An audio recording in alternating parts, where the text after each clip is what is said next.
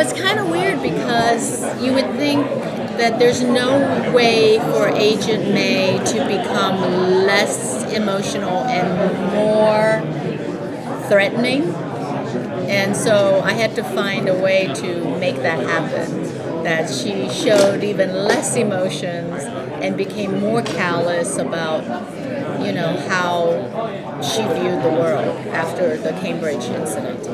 And the difference between Hydra May is that she's all about revenge against the Inhumans. She's all about taking them down, no questions asked. It's cold. As opposed to Agent May S.H.I.E.L.D., where she's trying to protect her family. She believes in the good of S.H.I.E.L.D.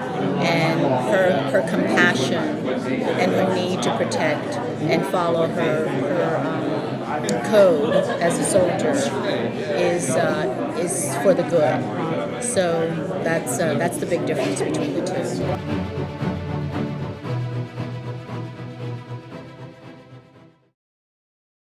Yeah, it's called the limp.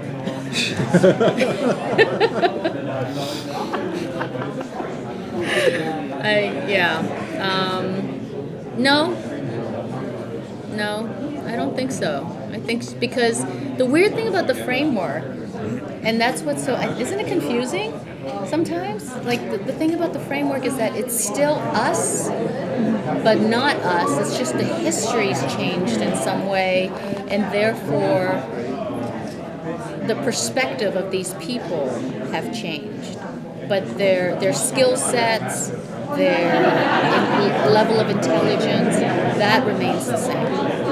Don't you agree? The essence remains the same. The essence, yeah. Good word. Yeah. I don't know how much I can say about this. How much can I say? Well, let me talk for you. What they ask you. Yeah. He's new at the Dodge game. Okay, I'm allowed to say this. You can talk dirty. Go for it. Wait for it. Mace is the leader of the Inhuman Resistance. Ooh. Okay. They let that one out of the bag? I'm allowed to say that. No way. Yeah. That's big. Yeah, that's pretty big, right? That's big. Okay, that trumps me. Sorry, I got nothing now. Does that mean that Mace is actually Inhuman in the framework? Oh! just hang out here. I can't confirm or deny. There you go.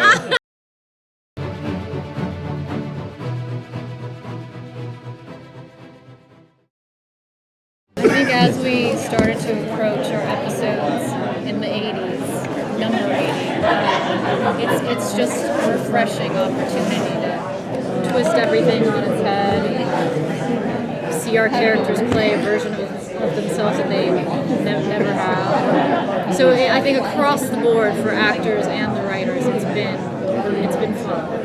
Yeah, it's a new muscle, you know. It's a new muscle. We've done a lot of them. We've done 80 stories is a lot. So to go to Clark and say, yeah, you're a school teacher, it's like, oh, great. Yeah. That'll be fun. That'll be good. You know?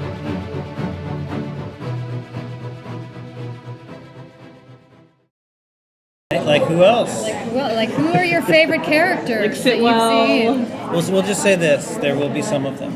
There will be some of your In the framework, greatest anything hits. can happen. In the framework, anything can happen.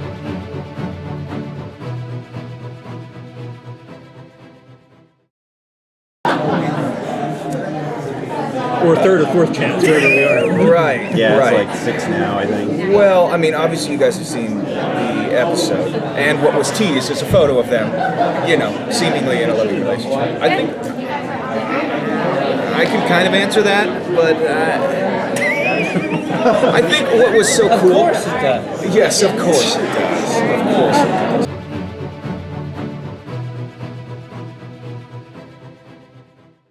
You know, as you saw, the majority of everyone's in the framework. As we saw in 415, she puts Gemma and Daisy in, and she stays in the Zephyr. So we're going to see Yo-Yo go through a lot of anxiety and fear and not knowing where all the people she loves are, and fighting that. Is she forced to become kind of a leader in this scenario? I don't know if no, not A greater so much. responsibility. A greater responsibility for sure. Well, yeah, she's taking care of them on the outside. She's left as that because who else is there? So yeah, she does take. She is sort of for the next period of time as they are in the framework, having to be sort of a leader. But I can say this. When they showed the flash, you saw Coulson as a teacher. You saw Fitz get out of the limousine. You saw my character walk in front of a house and pick up a little bike. Yeah. That bike ain't mine. I'll put it like that. well, let's hope so. Yeah. Then you're a completely different Completely Mike as So, I mean, there's a child involved. Is it the little girl? We'll see.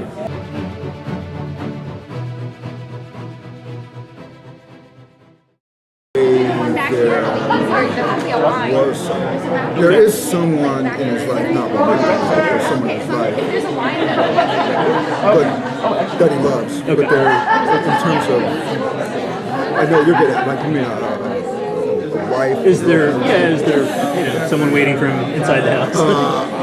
yeah. Okay. Yes.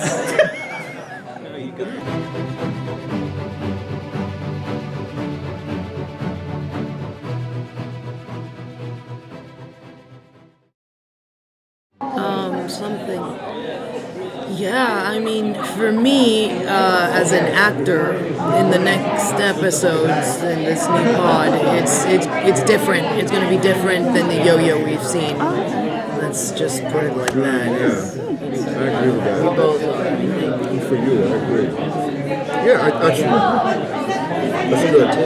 Yeah, I think you see a different facet, a different side of both of our characters. Now.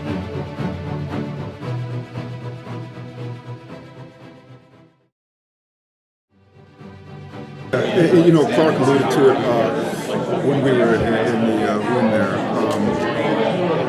It's so brave of the producers to do this. They had a format, and this season it's just like they just tore it to shreds and just created these 3 different pods. And the last one is unlike anything you've ever done.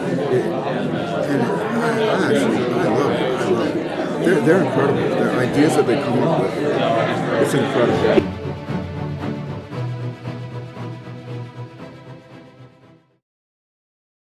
Theoretically, she absolutely could. Yeah. She programmed it, she built it, she can do any of that if she wanted to. Yes.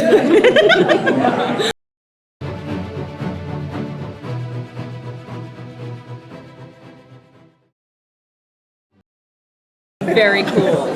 It's so fun being evil. It's so fun watching her. Yeah. Well, at the beginning, I thought I was a good girl. Like, I was a nice robot. And then things turned. It's been a really fun character arc to play, and her learning along the way and understanding more about human behavior and you see that in the relationships she witnesses and people feeling guilt and sadness and watching that and trying to understand it. It really develops her character.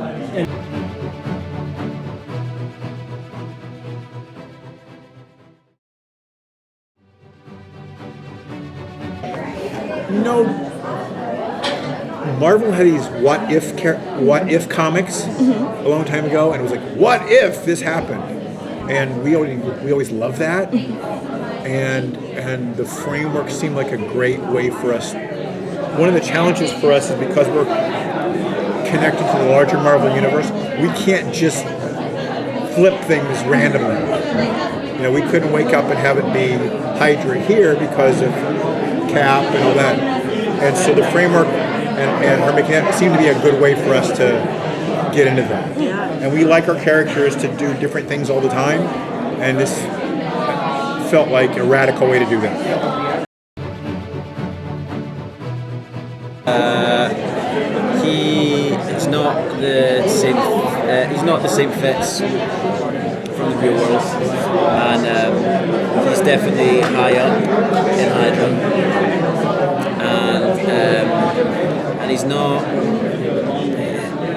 He most certainly doesn't have the same set of morals that Fitz does. Doesn't abide by the same kind of rules, and he has a different outlook on the world through a series of alternative realities that have occurred in the alternative reality. You do speak more slowly in the framework. You do though, don't you? Sure. I think so.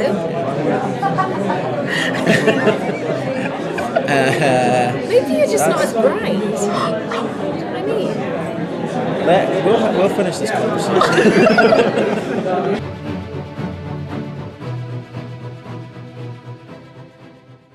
Oh, yeah. Except I never forgot about him on Maybe. So I think I'm going to have a word or two to say if I finally manage to get him back. But yes, it is. I mean, you've got to just start thinking about, why did I forget you? Why did... I did get with someone else, but then so did you now. Yeah. But it's, just... Yeah.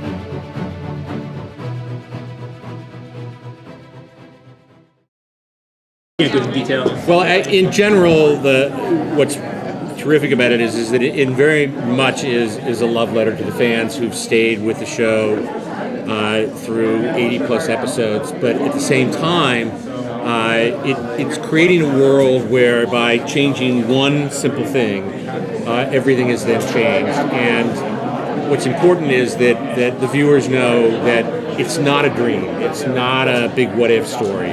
There'll be consequences for everyone's actions for what they do in the framework, beyond whether or not if you die in the framework, you die in the real world. It's been amazing about acting it, and makes sense given that it was partially created by an incomprehensible magical quantum force in the Darkhold. And in that world, you're in a world, and everyone there has had every moment of a life, and every blade of grass is real, and it really makes you question how much more real the world we came from is, and the fact that the consequences, you die in there, you don't go back. It's been really trippy as an actor to be living in the world that we are living in right now, and then to be shooting, this show where it's real but it's not. It makes you question everything. What's true? What's true?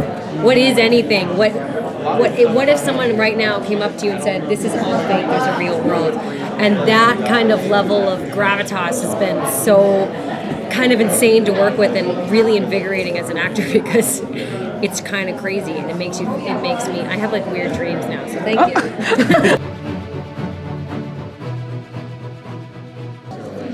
I think it was 2007 when I was shooting Iron Man 1.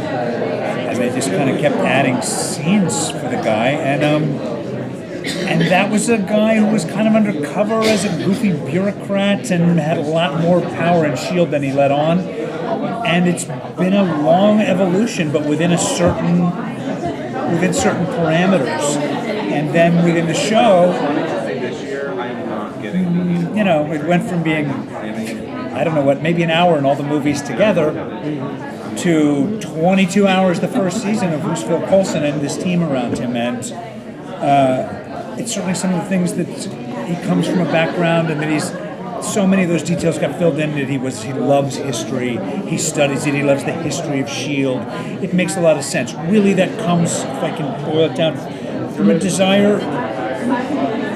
He says, and I think 14 or 15, there's all the grief, everything, all the loss, all the things that I've done that I'm ashamed of, all came after I joined S.H.I.E.L.D. So it's removing that regret that has him there as a history teacher. And what Jed's talking about is to have played this guy for that many years, within those parameters, to kind of be dropped into this alternate world where Hydra's in charge as a completely different, innocent kind of person. It's been such a thrill and such a breath of fresh air.